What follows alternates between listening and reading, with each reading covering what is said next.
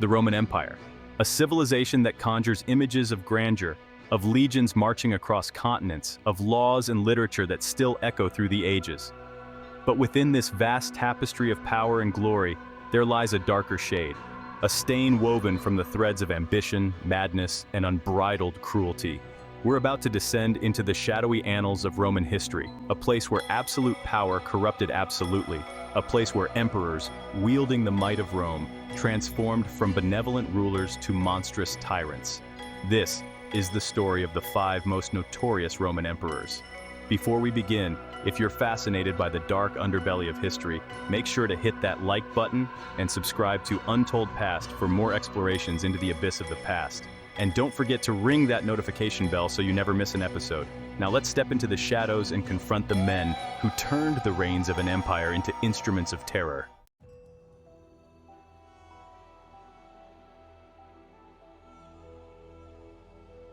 In the year 54 AD, a youthful Nero, just 17 years old, ascended to the throne of an empire. His early reign, guided by his mother Agrippina and the philosopher Seneca, held promise. Here was a leader, it seemed, poised to usher in a golden age. But history, as we know, is a fickle mistress. The young emperor's path, paved with good intentions, would soon be consumed by the flames of his own ambition and madness. The seeds of tyranny, often sown in the fertile ground of unchecked power, found purchase in Nero's heart. His mother, once a guiding hand, became a perceived threat to his authority. Seneca, the voice of reason, saw his influence wane as Nero's darker impulses took hold. The death of his mother, orchestrated by Nero himself, marked a turning point. It was a descent into darkness from which the young emperor would never return. Rome, in the year 64 AD, was a city of contradictions. Grand marble structures stood alongside squalid slums, a testament to the empire's vast wealth and inequality. It was in this tinderbox of social tension that disaster struck. A fire, erupting in the merchant district, quickly grew into an inferno.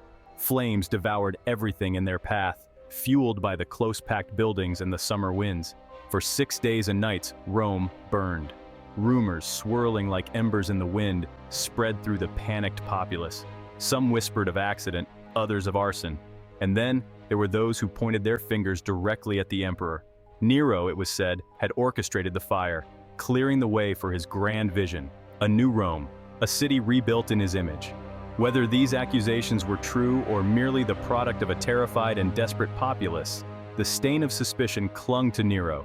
In the aftermath of the fire, with the stench of smoke still heavy in the air, Nero set about rebuilding Rome.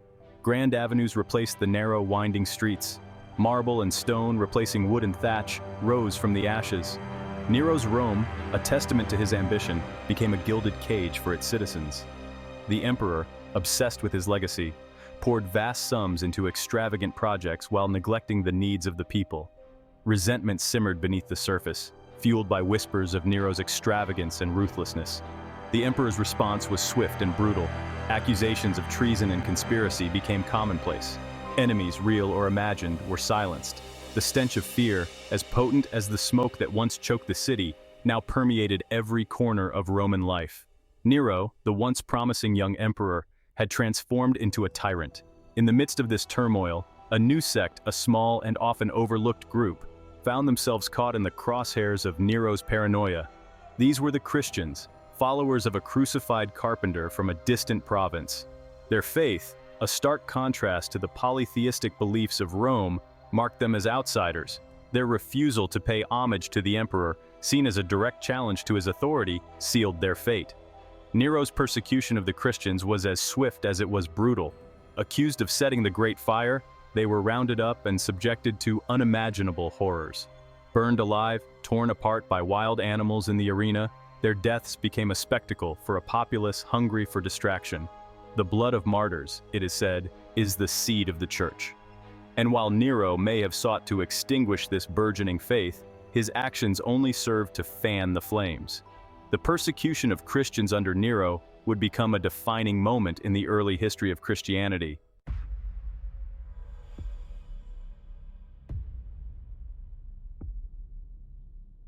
Gaius Julius Caesar, Augustus Germanicus. The name itself speaks of lineage, of destiny.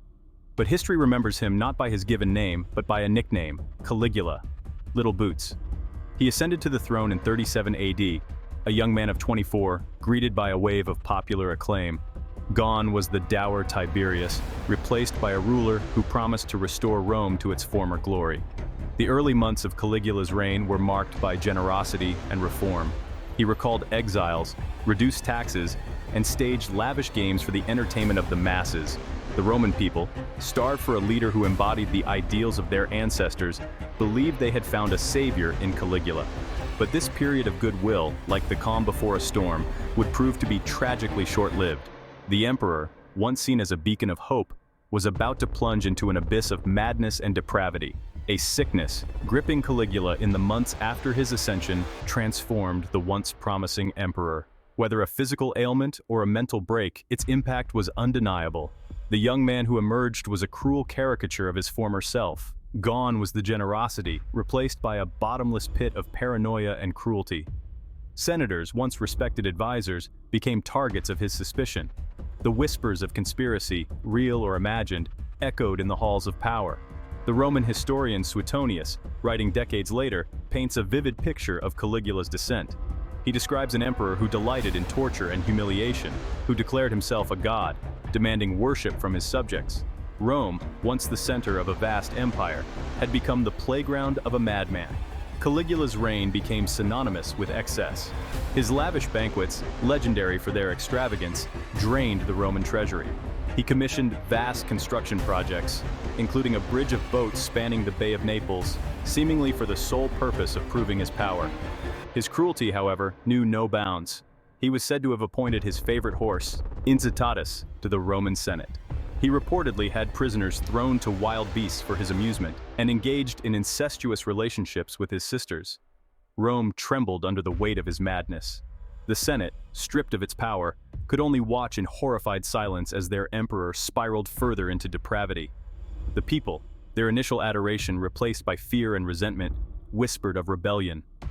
Caligula's reign, a cautionary tale of absolute power corrupted, was nearing its bloody end. The reign of terror could not last forever.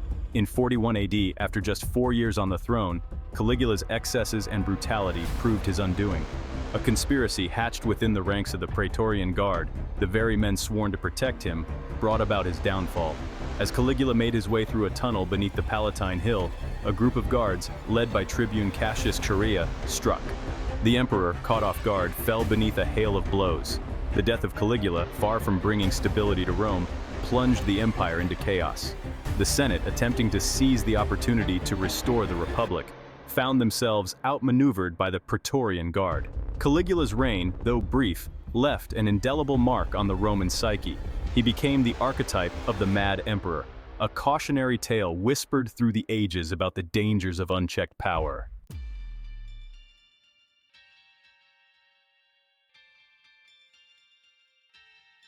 Marcus Aurelius, the philosopher-emperor, the epitome of Roman virtue, left behind a son who would inherit the most powerful position in the known world.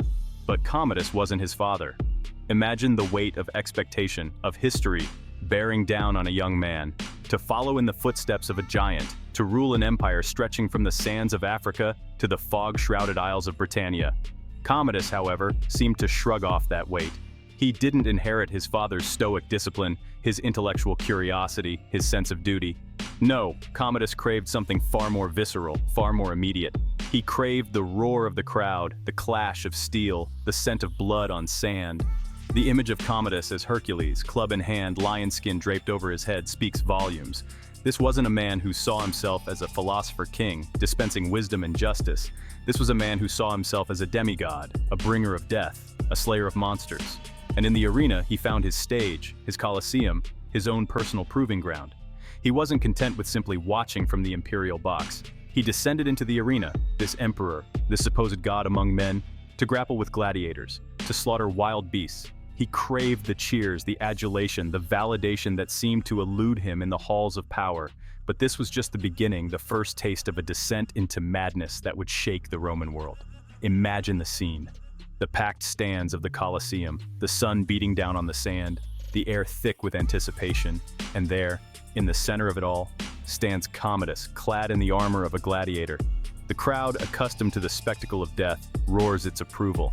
For them, this is a novelty, a bizarre twist in the familiar dance of life and death. But for the empire, it is a harbinger of chaos. Commodus, drunk on the adulation of the mob, began to neglect his duties. The business of ruling bored him. The endless petitions, the complex military campaigns, the delicate dance of diplomacy, all of it paled in comparison to the visceral thrill of the arena. He saw himself not as a ruler but as a performer, a gladiator who just happened to wear the purple. Stories circulated of his supposed exploits, of lions slain with a single blow, of seasoned gladiators falling before his might. Whether these tales were true or the product of a propaganda machine working overtime is almost irrelevant. What matters is the image they projected, the image of an emperor more at home in the blood-soaked sand than in the halls of power. And the people, starved for entertainment, lapped it up. They cheered his victories. They reveled in his supposed strength. They failed to see, or perhaps chose not to see, the madness that lurked beneath the surface, the growing disconnect between the emperor and the empire he ruled.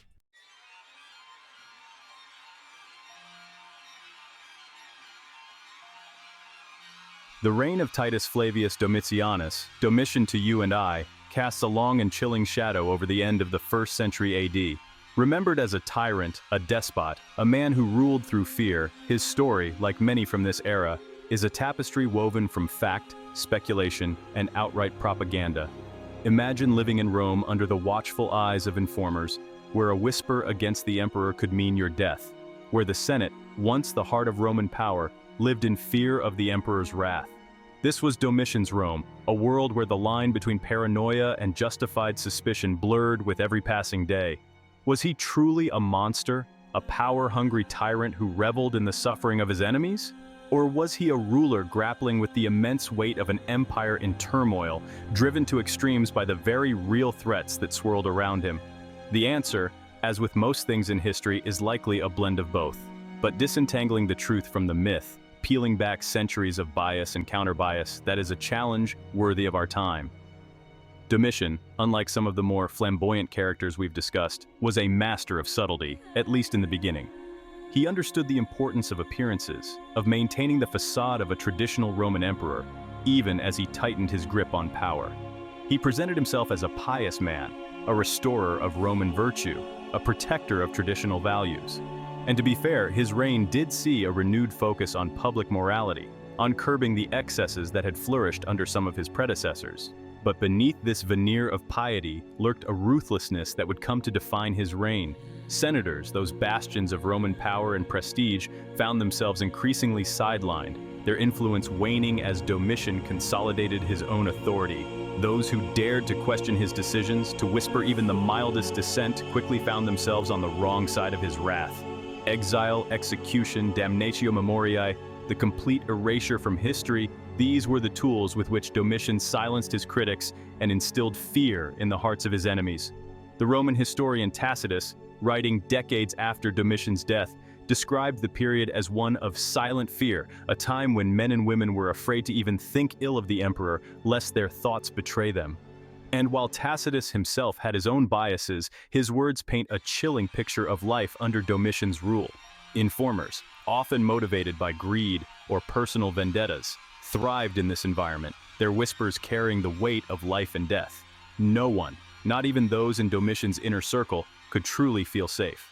His own cousin, Flavius Clemens, was executed on charges of atheism and Jewish practices. The accusation itself is telling, reflecting Domitian's obsession with maintaining religious orthodoxy and crushing any perceived threat to his authority. This climate of fear, this atmosphere of suspicion and paranoia, permeated every level of Roman society. It touched the lives of senators and slaves, merchants and soldiers, leaving an indelible mark on the collective psyche of the Roman world. In the end, Domitian's reign of terror was cut short, not by a popular uprising or a foreign invasion, but by the very people he had surrounded himself with. In 96 AD, he was assassinated in a palace coup, his body left to rot in the streets of Rome. The Senate, eager to erase any trace of his rule, condemned his memory, ordering his statues torn down and his name stricken from the public record. And yet, despite their best efforts, Domitian's legacy proved impossible to fully extinguish. He left behind a transformed Rome, one where the balance of power had shifted irrevocably towards the emperor. The Senate, once a powerful force in Roman politics, would never fully recover from the blows it suffered under Domitian's rule.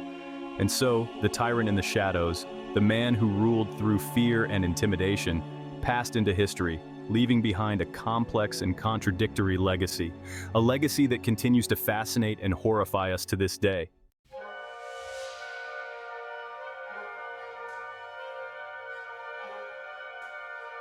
The Roman Empire, that vast tapestry of cultures and peoples, had seen its fair share of unusual rulers. But even by Roman standards, the reign of Marcus Aurelius Antoninus Augustus, better known as Elagabalus, stands out as a period of unparalleled strangeness. Imagine a battle-hardened Roman legionary arriving in Rome to find a teenage emperor more interested in religious rituals and opulent banquets than in matters of state. This was the reality of Elagabalus's reign, a time when traditional Roman values and the exotic cults of the East became hopelessly blurred. The emperor, a Syrian priest-king by birth, seemed determined to impose his unconventional beliefs on a skeptical Roman populace. To understand Elagabalus, we must first understand the world from which he came, steeped in the ancient traditions of Syrian sun worship. Elagabalus was born Varius Avitus Bassianus, heir to the priesthood of the sun god Elagabal in Emesa, modern-day Syria. His family, though of Syrian origin, had close ties to the Roman ruling dynasty. When his grandmother, Julia Maesa, maneuvered his ascension to the throne after a civil war, Elagabalus, just 14, found himself ruling an empire in chaos. From the outset, it was clear that Elagabalus had little interest in conforming to the expectations of his new role. He embraced his Syrian heritage, promoting the worship of El-Gabal and introducing foreign rituals into Roman religious life. This did not go over well with the Roman elite. The Senate was aghast at his unconventional behavior and disregard for Roman tradition. Elagabalus continued to indulge his every whim, surrounding himself with dancers, musicians, and charioteers. His banquets became legendary for their extravagance and bizarreness. Guests might be served dishes made of gold or showered with petals, only to be terrified by exotic animals. His love life became the stuff of salacious gossip. He married and divorced a series of husbands and wives, often in quick succession. To the Roman people, Elagabalus's behavior was shocking, even blasphemous. He seemed less a Roman emperor than an Oriental despot, a figure of ridicule and contempt. As his reign progressed, initial amusement gave way to anger and resentment. His religious reforms, lavish spending, and scandalous behavior alienated the people. The army grew increasingly restless, their loyalty strained by his erratic behavior. Even his grandmother, Julia Maesa, began to have second thoughts. In 222 AD, after just 4 years on the throne, Elagabalus's reign came to a bloody end. He was murdered by the Praetorian Guard, his body dragged through the streets before being tossed into the Tiber River. The Senate condemned his memory, declaring him a public enemy and striking his name from the official list of Roman emperors. And so, the priest-emperor who sought to reshape Rome was consigned to history, a cautionary tale of excess and hubris.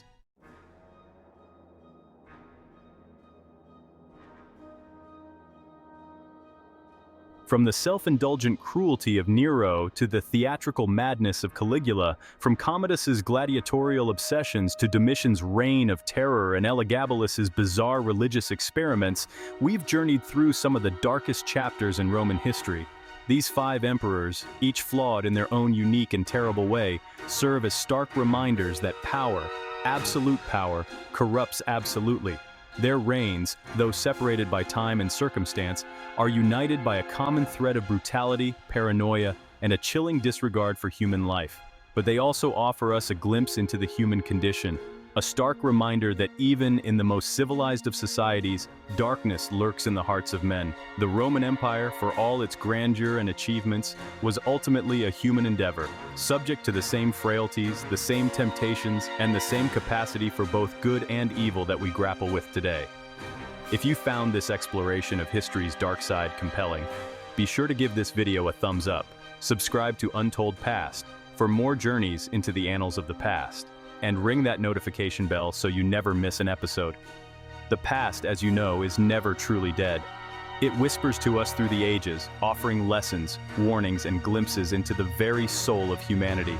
Until next time, keep exploring the mysteries of history, for you never know what forgotten echoes of the past you might uncover.